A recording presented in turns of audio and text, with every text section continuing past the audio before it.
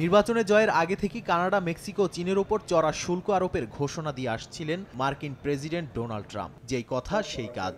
Mexico কানাডার ওপর 25% এবং চীনের ওপর বাড়তি 10% শুল্ক আরোপ করেন তিনি। কানাডা ও মেক্সিকো এই দুই দেশই যুক্তরাষ্ট্রের বড় বাণিজ্য সহযোগী। দেশ দুটির পণ্যের ওপর ট্রাম্প শুল্ক আরোপের ঘোষণাও দেন। এখন এ নিয়ে সোমবার তিনি দেশ দুটির নেতাদের সঙ্গে কথা বলবেন বলে জানিয়েছেন। আগামীকাল সকালে প্রধানমন্ত্রী ট্রুডোর সঙ্গে কথা বলবো। আমি মেক্সিকোর সঙ্গেও কথা বলবো। শুল্ক আরোপ করার পরে আমি তাদের থেকে নাটকীয় কিছু আশা করি না। তাদের কাছে আমরা অনেক টাকা পাবো। আমি নিশ্চিত যে তারা আমাদের টাকা দিয়ে দিবে।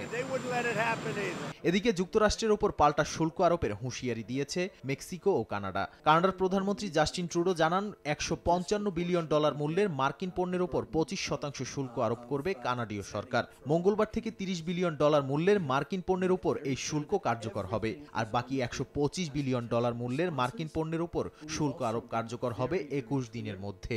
একইভাবে ট্রাম্পের নির্বাহী আদেশ জারির পর মেক্সিকোর প্রেসিডেন্ট ক্লদিয়া শেনবাউম ঘোষণা দেন, যুক্তরাষ্ট্রের এই শুল্ক আরোপের বিরুদ্ধে পাল্টা ব্যবস্থা নেবে তার দেশ। অন্যদিকে চীনের বাণিজ্য মন্ত্রণালয় জানায়, তারা যুক্তরাষ্ট্রের বিরুদ্ধে অনুরূপ পাল্টা ব্যবস্থা নেবে। নাদিম মারজান, সময় সংবাদ।